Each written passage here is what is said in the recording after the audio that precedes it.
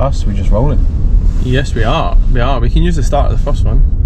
No, start from scratch. Right, boys, welcome back. We are now doing podcasts in the car. So we're figuring out places to go, where we're going to have them, where can we film a podcast, and I'm just conscious I don't really want to film it in the office because we've obviously got people coming in and whatever else. So we've decided we're just going to film them in the car from now on. So we've went and bought a GoPro. We've got the thing that attached it to the windscreen. So hopefully it should be quite good. Yeah, we're always on the go anyway. I don't know what episode this is. Episode 4, season 2? Episode 4 of the pod, yeah. Episode 4, season 2. So just kicking on from the last episode. Obviously, it's been a little bit of time since we last shot a podcast, because we did try and shoot a podcast with the old camera. In the car. But it was like, we were holding it together with like zip ties and fuck knows what else. So we have now upgraded the setup. And shouts out Facebook Marketplace. It shouts out Facebook Marketplace, the guy who you bought a Hero 11 off a guy on Facebook Marketplace, which I was a little bit sketchy about because it might have came and it could have been like anything but a GoPro. But anyway, we're here now and we've got the GoPro and we are kicking off a new style of podcast. Yeah, I think this is good. We're in the car anyway quite a lot of the time. If we're not in the office, we're on the move. So we might as well use the time we're in the car. We do talk about some good shit in the car as well. A lot of it we can't throw out on the podcast, but I feel like maybe sometimes, you know, maybe 2025 is the year of just saying what you want to say, mate. Talking about shit that happens and breaking news. William Reed watches getting cancelled. I know, whatever else. So, but yeah, I suppose so. Since we did the podcast, we've done a Ferrari event. A few good deals have been happening. So a few massive deals actually. Yeah, a few really big deals. So maybe we start off. Well, have we got any pet peeves? That's always a good starting point. Yeah, I do actually. See, when you go to the petrol station and the person puts fuel in their car and then goes into the petrol station and does a full weekly shop, and you're sitting behind their car for ages and ages and ages. Petrol stations are not for weekly shops. No. If you want to put fuel in your car, then go park your car, then go in, pay, and then go and do your weekly shop, no problem. But you can't be hogging a pump. Yeah, to go and do your weekly shop. To go and do your weekly shop. It doesn't work like that. No, I concur. So anyway, that's a pet peeve of mine. Yeah. Any other pet peeves? Well, you had two that I'm gonna recite back to you. You might have forgotten them, but you said them to me recently. When you're reversing a car. Oh, mate. Yeah. So when you're reversing, like, let's say you pull up to the side of the road and you're like reversing back into a space and there's a guy behind you in the space behind, and I can see him on my camera, and I've got beepers obviously as well, and like you're getting closer and closer and he's like smashing his horn, like as if I'm like, mate, I can see you. I don't want to crash into you just as much as you don't want me to crash into you. Like, honest to God, that is a pet peeve of me. Do you remember the other one of yours? No, but remind me. When you phone somebody. Yeah. When someone phones you and you miss it by 2 seconds and you phone them back within 20 seconds and they don't answer the phone. I'm like, how is that even possible? You've obviously got your phone in your hand. How can you not answer the phone? Anyway, it's an absolutely glorious day in Scotland. Yeah, it is. We've been blessed. 12 degrees, might not sound too hot to the rest of you, but that is like roasting down here. Tops off, 12s. Taps off, aye. Roasting. So, but no, we did the Ferrari event with Great Paul Ferrari in Glasgow. Now going back probably about 3 weeks ago. Are you jumping in to get us a coffee? See that we do a drive-through. Drive-through, yeah. Yeah, fair point. Jump in. Alright, now we'll go drive-through. It's fine. We did a Ferrari event, so we documented the first time on our first ever vlog us going to Ferrari. We didn't say who it was, but we wanted to do some social media bits with them, which it kind of still is on the cards. They can maybe borrow some cars and shoot some content and whatnot, but they came to us and said, look, we're hosting an event, we'd like you guys to have the space. You can take them. What's the room called? The atelier room. So like initially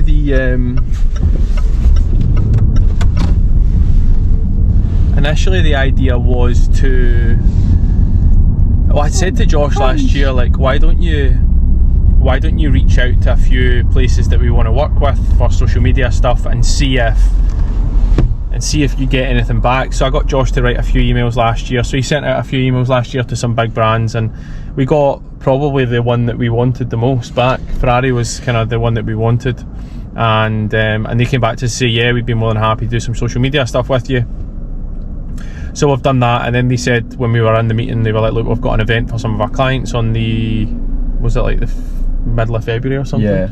And then they were like, would you mind coming and kind of showcasing some of the watches? So we went along and he gave us a room through the back. There was loads of stuff on social media, on my social media about it, so you can go and have a quick look if you're not familiar with how it looked. But yeah, they set us up in the atelier room, which is the room where people go to design and spec new Ferraris. It's a cool room, innit? It's yeah, very cool room.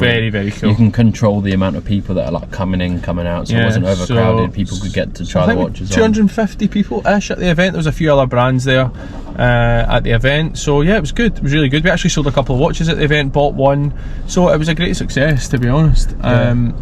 And glad we done it. I think we had another one in the mix, which was a Porsche Drive Day event thing. Yeah. We didn't actually manage to get to it just because I was in London, Josh was here. We can't really take stock without both of us being there, so we kind of had to give that one a miss. But hopefully coming into the summer there'll be loads more events like that, so keep your eyes peeled on the social media, guys, if you're wanting to come to some of those events or you're interested. Maybe we should host one. Yeah, where would we host it? Well, we could do the golf. We've spoken about that for a few years. We've looked into it. It'd be nothing worse though if you had a golf event, played absolutely turd at it, wouldn't it? It'd be the worst ever. The last place at the William Reed Watches golf event is William. I know, my God. Yeah, I need to get my leg better, but as soon as that's done, we can get back on the course. Especially my legs are absolutely gub just now. So I played a game of 11s yesterday. It was I wasn't going to bring it up. Do we talk about it? Yeah, we can talk about it. It was fucking atrocious. It was a charity game, and up here they like to do a Rangers v Celtic. Yeah, Rangers Celtic charity game. So it's basically, it was for a charity, Alzheimer's charity. That was a good laugh. Like loads of boys that I know there. It was a good crack, but we got absolutely pumped. And it also didn't help that two of the best players just didn't turn up. Just, I mean, like, they literally both didn't come. Playing for your team? Yeah, they were both supposed to be playing for us. They just didn't come. So that was great. And those of you who know exactly who that is. So aye, that was good to them. So thanks very much for that. But we got pumped. This playing surface was atrocious. Well, you play a lot of football, right? Sometimes twice a night, and you're doing it 4 or 5 times a week. Yeah. You do play sevens. You play fives. You play it on AstroTurf. Yeah. This was like your third experience really playing like a proper 11s game. Yeah. You're playing position. You do fit the 6 very well. I'd like to think of myself as a Declan Rice. Now that's a setup that we need. Oh yeah, that's well. A 6, and you do suit a 6 very well, but you were put in centre half yesterday, which honestly, it's a bit of a stitch up anyway. If you've never played centre half and you've just got to go and play centre half, it's one of the hardest positions to play if you've never played it. Nightmare. It was a complete nightmare from start to finish. I was so uncomfortable. I'd never played it. They set up this initial setup was a back 3, so I was playing in the middle, and they were playing 3 up front. So it was like I don't know why that never got changed in the first 30 seconds. So anyway, we actually went 1 up, and then it was like 4-1 at half time, and then the final score was like fucking 9-3 or something like that. I don't know, but it was absolutely atrocious. But the most difficult thing I thought about the ball's in the air so much.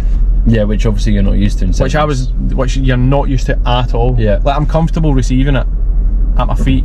When it's in the air, it's a different fucking story. And then also the surface was like, I don't know what was going on with that. Yeah, and going back to when I used to play, like playing on grass, it's like my all-time favourite surface, especially if it's a little bit wet. The ball can slip, which I thought that's what it was going to be like yesterday. No. But everyone was on their arse. The ball was just bobbling left, right, and centre. So actually, you'd rather have even the ball bounces, mate. You don't know where it's going to go. You're like, is it going left, right, back, forward, up? Like, I'm like, how are you supposed to figure this out? Like, I just don't know. I was a bit under pressure yesterday. I did feel a little bit uncomfortable. I did feel for you when I turned up and just watched you getting outnumbered by 3-on-3s, and I was like, this is fucking hard work. It was hectic. No, never again. But we actually play another charity game in June that is on Astro, better set up, which we actually played together. I played for one team, you played for the opposite team. Yeah. We played that last summer.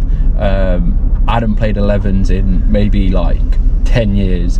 I started off as a sub because I came on and got spun by William within fucking 30 seconds of being on, and I was like, I'm just gonna hang my boots up. That was good point. Actually. That's how it's a better setup. Do you know what I mean? Yesterday we had one ball that went over the fence and you're fucked. You need to wait until someone goes and gets it. Like, the setup wasn't great, but the one we playing in June's good setup. It's up at East Kilbride, which is actually the surface is really good. They give you you've got 25 balls, like you can warm up properly. Linos, refs. The goals are all done for you. Like, it's a proper, really good setup. So I'm looking forward to that one in June, actually, mate. I feel like this year's just went. He's just come straight from Turkey, my guy. That's going to be me soon.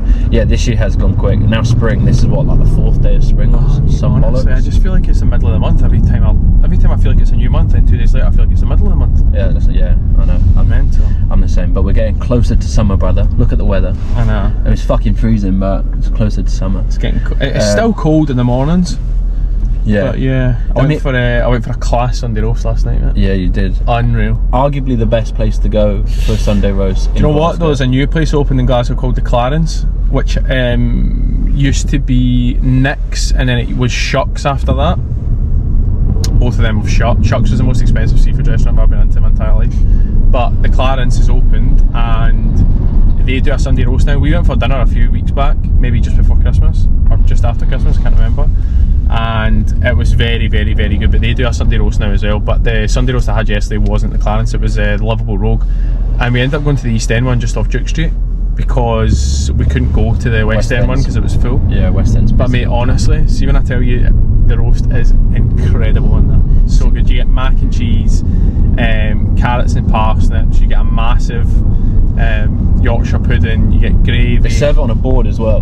Gravy, comes on a big like sharing baby board. carrots, broccoli, like garlic roast potatoes, mate. It was I'll tell you what we need to do. So good. We need to put the people onto your recommendation that you put me onto. So obviously being English, I have a Sunday roast every Sunday when I lived down south. And then when I moved up, I did miss having like a Sunday roast. And the Sunday roasts up here, they are good, but they're not as good as like being down south. So William put me onto this Sunday roast.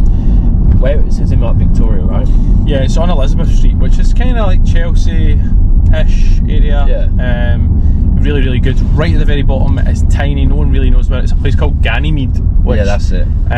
was my favourite roast when I lived in London. There's another place which is a sister restaurant of that, where like it's like a gastropub called Hunter's Moon, and they do the same roast. Right. It's like all this exactly the same stuff, and both of them are very good. So if you're looking for a roast, Well, you did give me the recommendation, and I was just like, you'd always give me good recommendations, but for you to tell me it would be the best roast I'll ever have, I was just like, you're capping. And I swear to God, it was the best roast I've ever had. So if you are in London, and this place is quiet as well, no one knows about it. How do you feel about a mac and cheese on a roast? Scottish. No, cauliflower cheese is. I know.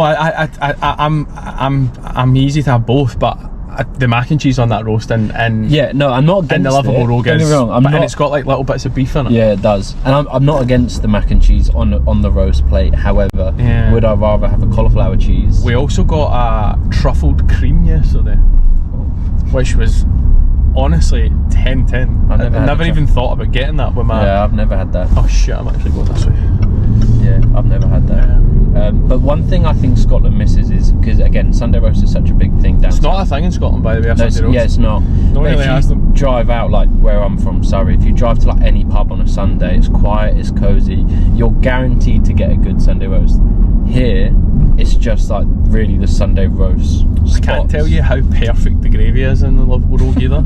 Like, I don't. It's like a Do you know that way? red-winey- Like, it's like sticky, but it's not too thick. Yeah. But it's not too thin. It's like perfect consistency of gravy, and it coats whatever you put it on. Yeah. Do you know how sometimes you get gravy and you put it on, it just slides off? Like that, like sticks to what you put it on. Yeah. No, Unreal. So we obviously got an extra portion of gravy. because you are good on the recommendations, put someone onto, it doesn't have to be a Sunday roast spot, but put someone on a spot in Glasgow and a spot in London where they kind of need to try.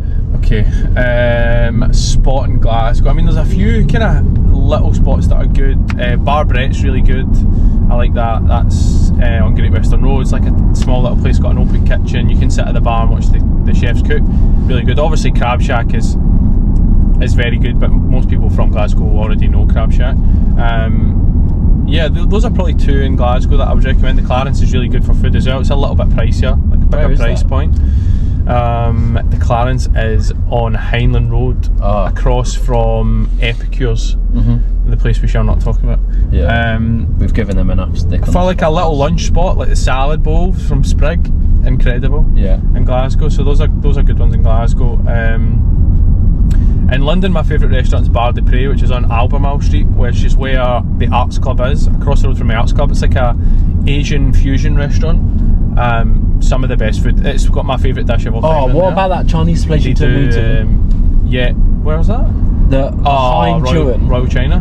Wow. Yeah, it's good down there. It's good Wow. down there too. It's proper, really good Chinese food. But Bar de Prete's really good. They've got this little dish. It's called salmon crispy rice, and it's like a little bit of grilled salmon with fresh lime, and on like a bed of like crispy sticky rice. Oof.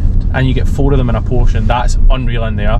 They also do like an avocado flatbread thing, which is incredible. What else have they got in there? The lobster rolls are really good. It's very, very, very good, and they sell Noams in there, which obviously makes me want to go as well. So makes it 10 times better. Very, very, very good in there. And yeah, Royal China's good for food as well. There's a little actually amazing sushi place just if you walk round Berkeley Square, almost as if you were going to the Soho House. It's called Little House. Yeah. In Berkeley Square. You'd be walking as if you're going to that, and then go first left, and it's like a little lane. There's a tiny, tiny, tiny little sushi restaurant on the right hand side. I can't remember the name of it. It's got like one chef. There's maybe about 10 seats in it, and it's kind of like Yo Sushi style. So like the plates go round, but they make them fresh, and then the guy puts them on, and you can just like pick it up. There's not many plates going around it, but it's really, really good. Or you can order stuff as well. But that sushi in there is really good. The pickled ginger in there is incredible. Incredible. Really, really good. Anyway, no more to talk about food. Yeah, we'll move on. So, all I've had's a crumpet this morning. I haven't had anything this morning. Just a coffee, my friend. You need to refuel as well after your I know, mate. fruit bottle. See, to be fair though, I had a good meal last night. What did you have? Oh, the love. Yeah, Sunday roast last night. It was class. Did you watch the Scotland game last night? Nah, I missed it because by the time I got back, it was like 5:30, and I couldn't figure out which TV channel it was on. BBC Two. Oh, right. Yeah. Just put it on STV. You know what I mean? Scotland got thrown out of or they got fucking relegated to the. Oh, they got dicked out, did they? Yeah, lost 3-1, so they got relegated to lost 3-0, but on aggregate 3-1. Fucking the team Scotland have got just now as well, serial underachievers, man. But it's a great team. Mate, it's the best team team. Scotland have had for forever. Yeah, during the COVID standard times, of Scottish players in that football team is unbelievable. Yeah, the Scottish during COVID, that was when Scotland were really doing bits, and then they've just kind of faded away. But no, great setup. They've got England on tonight, which obviously are going to win. Who are they playing? Latvia. What was the talk about Phil Foden? I seen him getting a bit of stick during the week. I'm not 100%. I saw him come on to say that as in Thomas Tuchel, Marcus Rashford and Phil Foden weren't up to par. Really? Yeah, but I really dislike Marcus Rashford. I don't have any time for him, no matter what he does at Aston Villa or what he does for Man United or England. What do you make of Asensio at Aston Villa? Great player. I tell you what, I like that schlupp that Celtic have got centre half. Plays with Crystal Palace. On loan from Crystal Palace. He's a very, very good defender. And there was the Old Firm not long ago.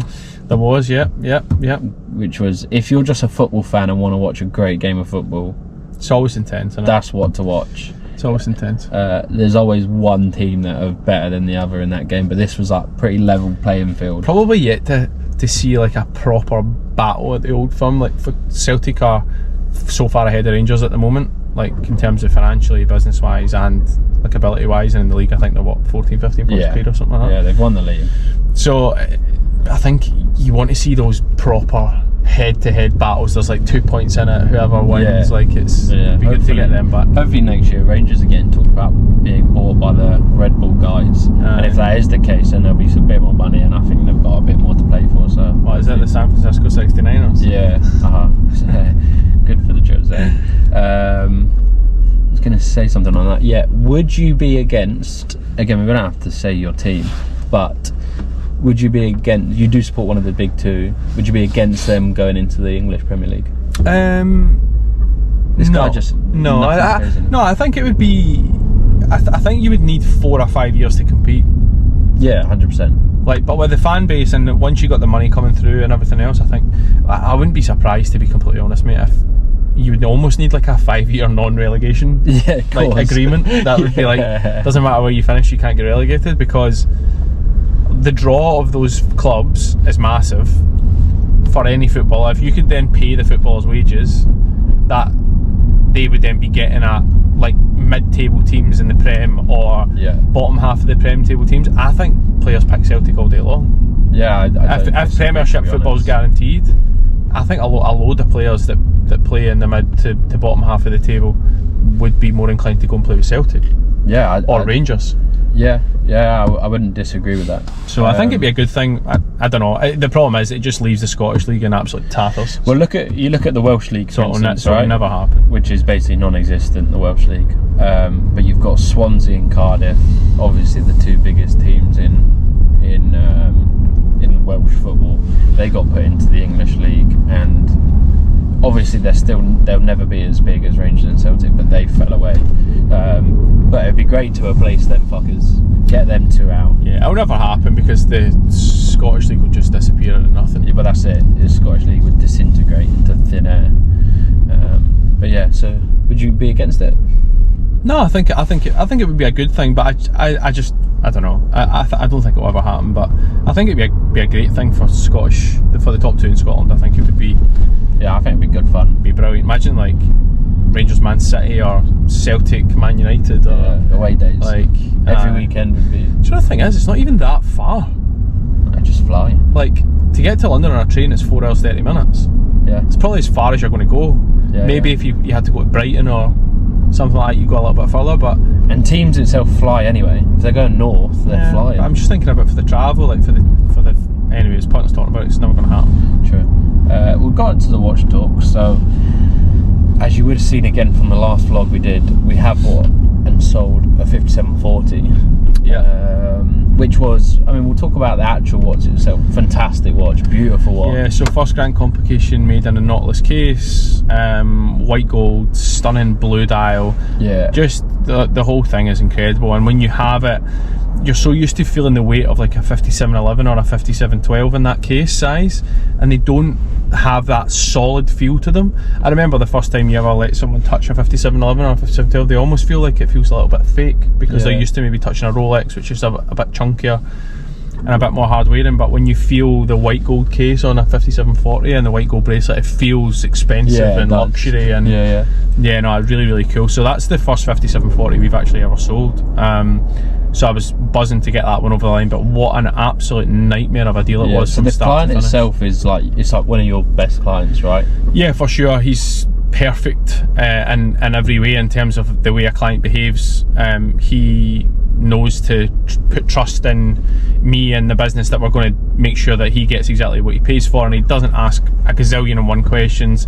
You know, he wants fair deals and he wants fair value for the watches that he's buying, and we give him that, and he is more than happy to kind of send the money across and get the deals going without any hassle. So yeah, I mean, if every client was like him, we'd have a much easier time of it. But yeah, unfortunately, just the whole deal on our side between me and our supplier was just an absolute shit show.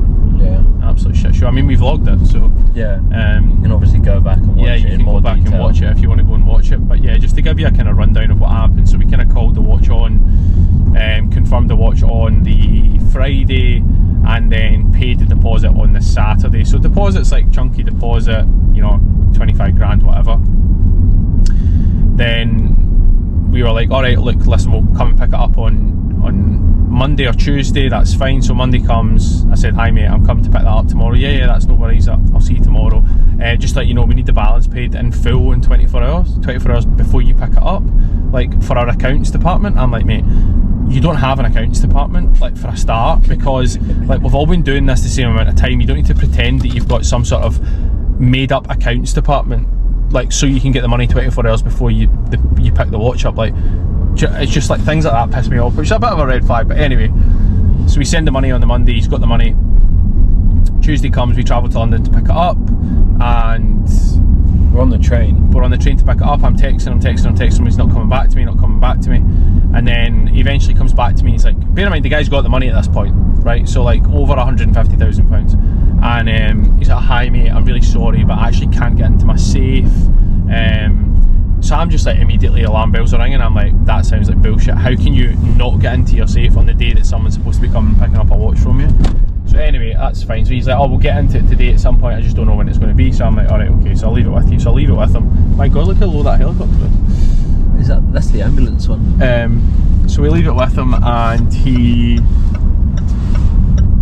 then comes back to us like later on that day after we chase him and whatever else, and he's like, oh, it's not going to be today, it's going to be tomorrow. No, I've got an engineer coming out is he's going to reset. I've got an engineer coming out, but he can't make it today. He's going to be there tomorrow. But like, do you know the way he was just telling little white lies all the time? It was just making me feel like the guy was lying, and he wasn't being honest. So anyway, we're there on Tuesday. So Wednesday arrives, and I'm on the phone speaking to him. Bear in mind, it's now 24 hours delayed. We were meant to be back in Scotland. I mean, bear in mind, the guy said the money for like 2 days now. So we're supposed to be coming picking it back up, and one sec, we're just going to order a coffee just now. You having your usual, Josh? Yes, please, mate. I have to blur this one out. Can I help you? Hi there, can I please have a short latte with oat milk? Short oat milk latte. With one sweetener? And one sweetener. And an extra shot of coffee? No, thank you. No worries, thank you. And can I also please have a caramel macchiato, just a regular size? Yeah, of course. Extra shot in that one? No, thank you. No worries. Anything else? That's everything, thanks a lot. Perfect. I'll see Cheers, you cheers, Monday. thanks. Make me shit myself. What do I want an extra shot for? Shout. Everybody. Thank you. Yeah.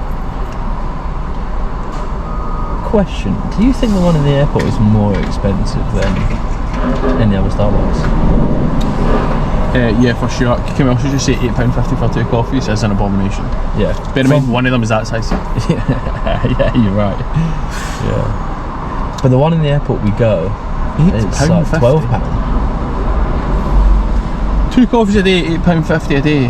It's a lot of money at the end of the year. It's a lot of money. Yeah. Anyway, so we've got so we're on, and we're supposed to be picking up on Wednesday. He's like, come at 1 o'clock. So we're sitting in central London at 12 o'clock.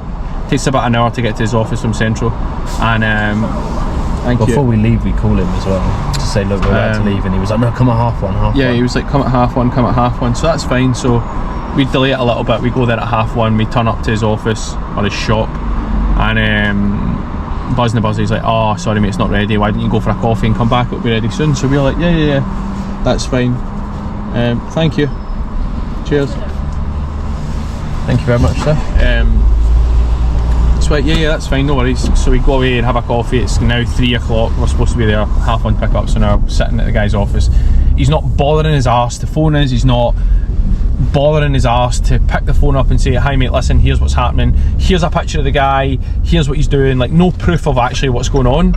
Just like, the guy's being an absolute arse, like not answering his phone. And then I go to the buzzer of the office, and he's like hesitant about opening the door to the office. So I'm like, what's going on here? Anyway, long story short, I'm speaking to the guy that works in the office, and then I end up getting the guy's number who owns the shop from a boy I know from London, who, you know, everyone speaks quite highly of the guy, but honestly I couldn't have had a worse experience in my entire life with the guy. The guy was an absolute arse from start to finish. Like, I was trying to be reasonable with him, saying, look mate, I've paid you this money on Monday, we're now outside your office, there's no watch here, like I'm not getting any response from you, I'm not getting any proactive like style of communication where you're saying, hi mate, here's what's happening. I go on the phone to you, I'm trying to figure out what's happening with it, and you're telling me that I'm being arsey on the phone.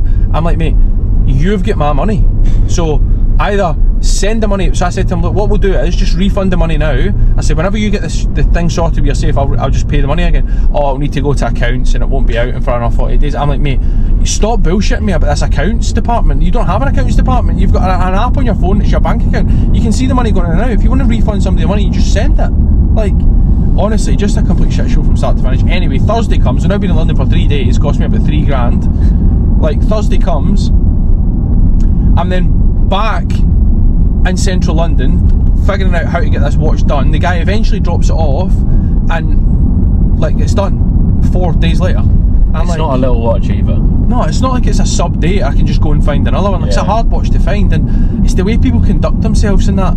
Like, the worst thing to do and the best thing to do in the same time is have that difficult conversation when you're doing a deal like that, where it's like, let me phone the guy and just be completely honest with him and tell him exactly what's happening. Instead of doing that, not answering your phone, not phoning me back, phoning me from withheld numbers, not answering the buzzer, like, all of that just equates to me thinking there's some sort of bullshit going on here. Like, absolutely. So Yeah, won't be dealing with that guy again anytime soon. He was an absolute nightmare. Which again is a shame because they do have a good selection of watches. And you would also think, like, someone's coming to buy a 5740 off you, he sent you the money. Why are you trying to be difficult with that guy? Surely you would be thinking future business wise. Yeah. Like, this could be a good contact. Even if you maybe only make 5 to 10 grand a year off the one guy, it's still not worth ruining a relationship. Yeah, so agreed. actually in that moment I was really pissed off for those 2 days, but obviously now we're talking about it a couple of weeks later. It's not a massive issue now, but I just feel like people can handle themselves so much better. Everything worked out for us, right? We ended up getting the watch. The guy was super happy with it. The watch was as described. Like, they're probably the biggest things. Okay, yeah, we were meant to be down and back in the same day. Ended up being 3 days. But then not even any respectable dealer would be like, look mate, I know you've been in London for 3 days, it's my mistake, let me just compensate you for your accommodation or whatever, like send me your hotel bill, how much is that, like let me pay that for you. Not even a fucking sniff of that. Yeah. So just like, yeah, bad news, not a great taste in my mouth after that, and definitely won't be dealing with that guy again anytime soon. Like I say, real shame because they've got so many watches even now that we're looking for. It just shows you, like, if they're willing to deal with people like that are, you know, in the trade and they're supposed to be trying to protect their reputation or whatever, like if they're willing to deal with people like that in the trade like that, then how do they deal with their customers? Yeah, no, I completely agree. I don't know, and listen, I'm not going to tell you who the guy is because I don't think it's relevant, I don't think you need to know, but yeah, just honestly, I was just thinking, I just don't understand that. I don't understand why people make it difficult like that for themselves. It doesn't make any sense to me. No, but we delivered it to the guy was super happy with it. He then ended up ordering another even bigger watch. Yeah, he then ordered a 6702 Italy edition, which is, you know, a hard watch to find because they've only been produced since 2023. So number one, RM only produced 5,000 watches a year. Number two, a 2-year production run isn't a hell of a long time to try and find a watch that's only been in production for 2 years, and they only make 5,000 watches total a year, and that's across every single model. So how many do you think the 6702 Italy edition? How many do you think they actually produce? A few hundred maybe. Yeah, a couple hundred. I mean, I really don't know. It'd be really difficult to put your finger on that, but yeah, I think it's not going to be in the thousands. No, definitely no not. chance. I don't think it would be more than 250. I think it'd be even less than that. Yeah. But yeah, hard watch to find. We found quite a few. Found a few, just trying to get them over the line, trying to get the watch. Like, those kind of watches don't really exist in the UK. They usually exist in Hong Kong, or they exist in America, or they exist in Dubai. So there's loads of little. Hardly ever in Europe as well. There's currency exchange rates you've got to think about. There's, you know, insurance for the shipping. You've got shipping companies as well that you can trust. You need someone who. You need to think about import export. You need to think about so many different things to try and get deals like that over the line. That we are. We're just in the process of getting it shipped to the UK now, so I'm hoping that I'm going to be able to pick that up this week and deliver it to them before the end of the week, so fingers crossed to that one.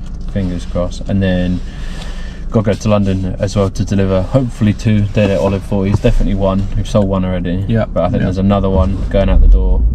And then do we go on to, before we move on, talk about the Patek and see if you can tell me what you think the retail prices of some of the Pateks are? Yeah, sure. Do a little quiz. Alright. Now, you obviously don't really need to know the retail prices of watches. Well, Obviously the retail helps. prices are relatively irrelevant in today's market, really. Most of the super rare Pateks go for chunks over retail anyway, so does it really matter if you're not buying these watches at retail what the retail price is? Not really. But it's also good to know because you want to know for clients asking how much is retail and that, whatever. You don't want to give them some mental prediction that's completely wrong. So, So let's see how good you are at knowing the retail prices for Patek. So let's do the 5740 that obviously we've just sold. Yeah. What is the retail price? 135. 134, but yeah, I knew it was that. We just sold it, so I know. Another Patek we're looking for currently, which is the Aquanaut Lucy, which has the colour baguettes, which is the 5260R. Sapphires, coloured sapphires, 2.4 million USD. That's 2.6 million. No, USD though. Pounds. Can't be. It is pounds. Is it? All of this is in pounds. Oh, okay. Yeah. 5990R. 94. 105. Oh, okay. 5980G, which is the denim White gold. strap. Yeah. 73. 67. Oh, okay. Cheap. 5167R, which we get asked. 40-ish. He's got 40.3. 40,300. 5822p, which is the Cubitus, Platinum Cubitus. 86. It is 75.7. Cheap. Well, we're going to get into the grand comps now, right? This is where it gets juicy. 5270-014p, which is the green grand compilate. grand complication. That's the one. I've got no idea. Platinum. Yeah. What's the reference? 5270. It's like the one with the green dial. 180. 188. Yeah. It's pretty good. That's one of my favourite watches, isn't it? 5271 12p, which is the red rubies grand complication. 560. Not as much. 301. Oh, okay. Yeah. This way. So hard to judge because some of them are like 300, some of them are 900. Some when of you them hear rubies, some of them are 5 million. Like yeah. there's no like normal increase. It goes from like 300 to 800 to 4 million. Yeah. The 5531G, which is the minute repeater with the enamel dial. So it kind of looks like a world time, right? Yeah, and it's got like a Swiss boat painted onto the enamel. Painted enamel is going to be Fortunes, and it's platinum or white gold? White gold. White gold. Minute repeater again adds about 16,000 zeros to the end of whatever price you're thinking in your head. So I'm going to say 1.6 million. Okay, no, it's not. It's 608. I had 8 in my head. 608. Okay. But when you hear grand minute repeater, you do. I mean, those are the kind of watches that like. It looks like a bit of a basic watch, though. It does just. Yeah, imagine being able to. Imagine the margin in that. I mean, you could sell it. Yeah. 300 grand margin in that. You hardly ever see them. I was actually looking the other day. There's like hardly ever anything online. So anyone buying that from Patek's got an amazing relationship. They're never selling it. Like if you can afford to buy a watch lists at 600 grand from Patek, well, you're never going to sell that. Are you? Yeah, true. Because you don't need the 600 grand. And then the last one, Grand Comp, Green Baguette Emerald, 6300G retail price. 2 point something million. It's more than that. It's the most expensive watch that retails from Patek. 3. It's more than that. 4. It's bang on 4 million. 4 million pounds. Yeah. Jeez. But you were telling me a cool story about Patek, mainly because we're looking for this 5260R, which is the 2.6 million pound. I know exactly the story you're going to say about clients leaving their watches in Patek. Yeah, I'd never heard of that. Because actually now we're trying to find it. People go, I have it, and you go, can I have pictures? They go, no, it's in Patek. And you go, what? Okay, so what sometimes happens is, so obviously with watches like that, you say the retail price is 2.6 million. Yeah. So resale value on a watch like that is around 5 million, 5.5 million USD. Depends if that's kind of trade price on it. So you'd be looking at a really chunky profit if you manage to get that watch at list. The problem is a lot of people who buy those watches at list can insure them, so they leave them with Patek. And then what? Patek have safes and stuff. Patek will hold it wherever their safe is, or they sometimes might even watches like that. I wouldn't be surprised if customers got invited out to Geneva or whatever to pick watches like that up, and they can kind of hold them there for them. That's fucking. Because when crazy. are you going to wear that watch, really?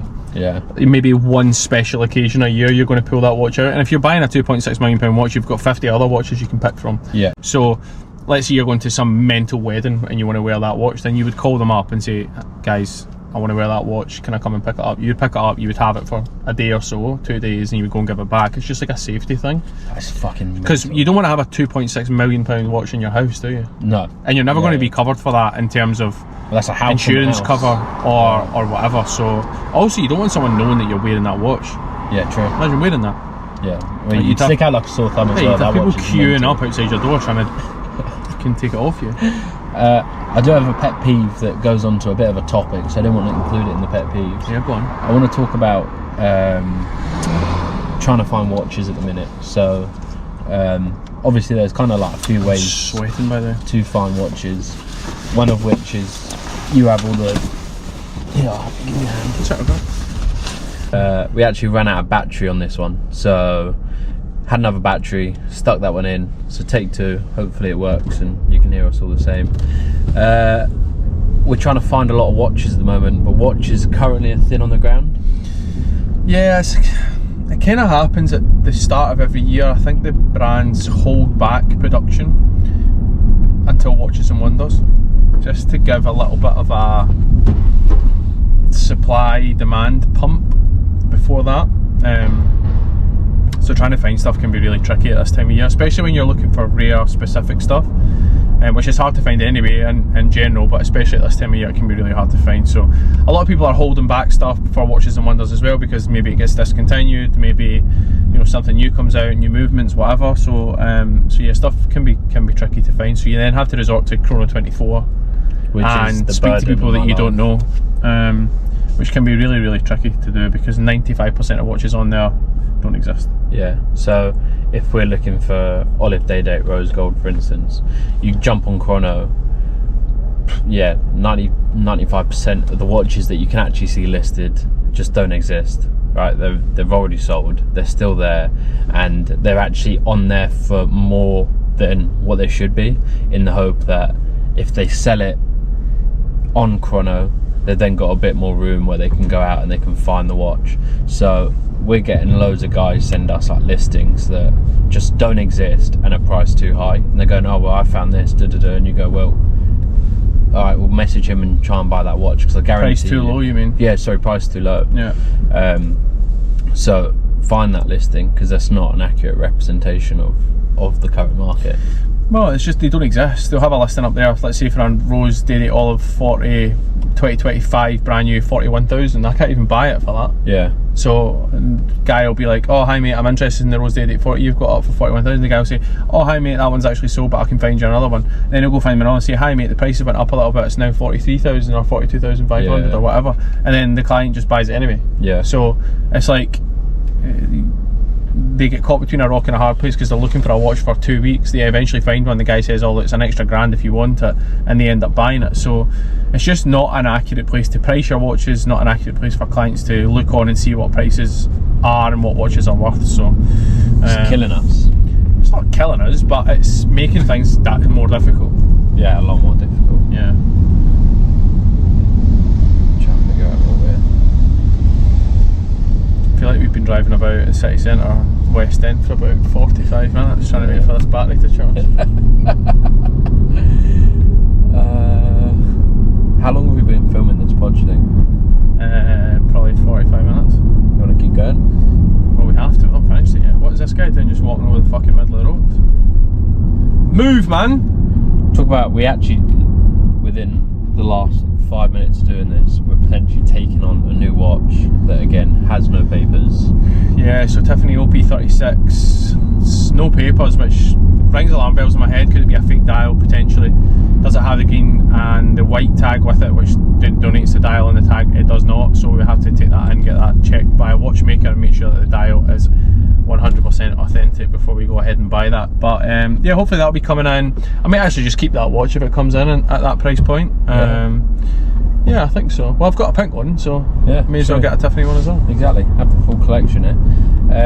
But you're not against buying watches without papers. No, again, we've spoken about this on TikToks before.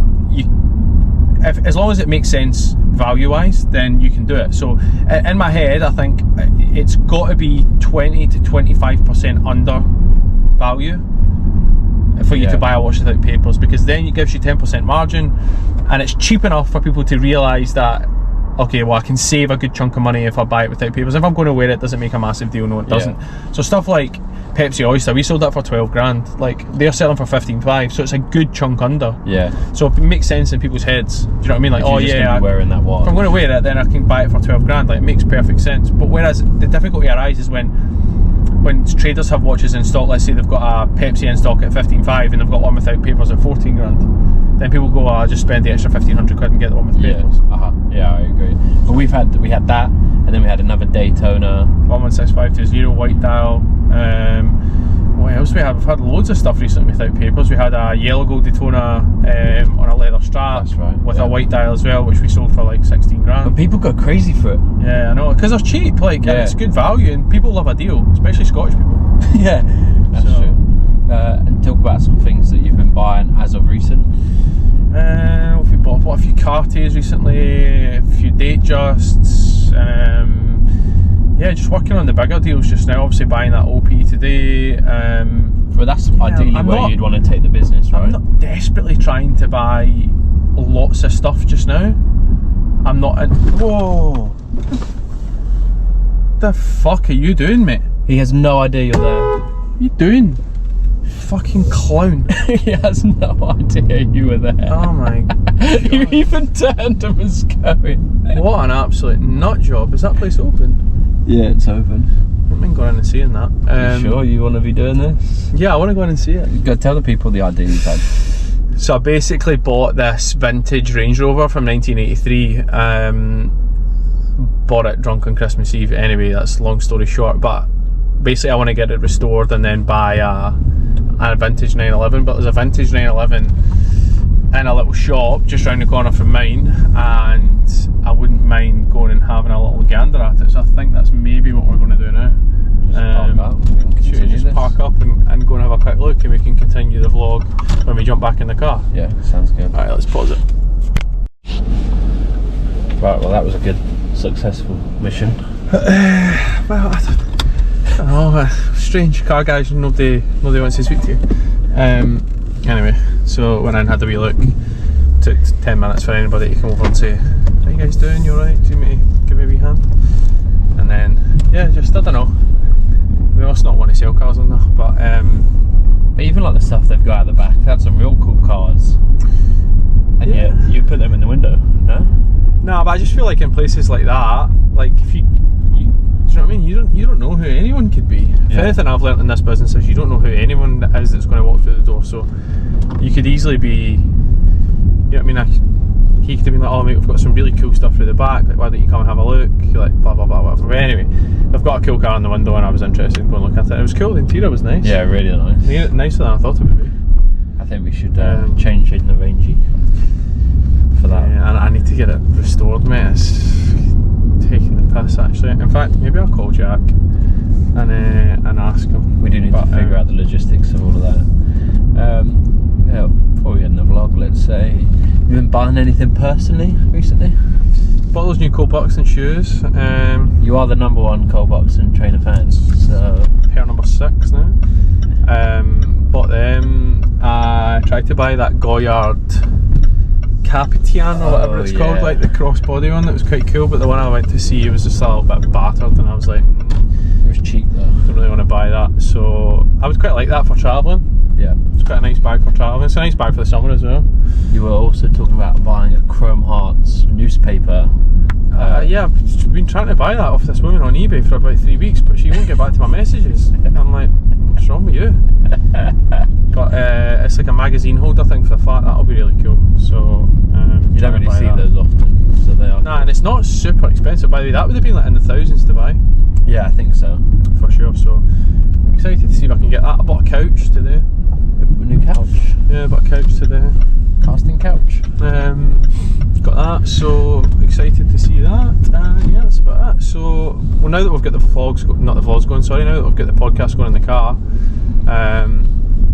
we'll have to do them every single week now, so we'll have one a week for you coming, guys, so hold back your Stay excitement. tuned. We're currently just on the way to M&S to get me some lunch, and then we're going to head back to the office and get some work done, so I'll see you all later, and we shall do episode 5 next week. Yeah, And this one will go live. Oh, you'll be watching this, it'll be Thursday, 7 o'clock. that's the one. Bye.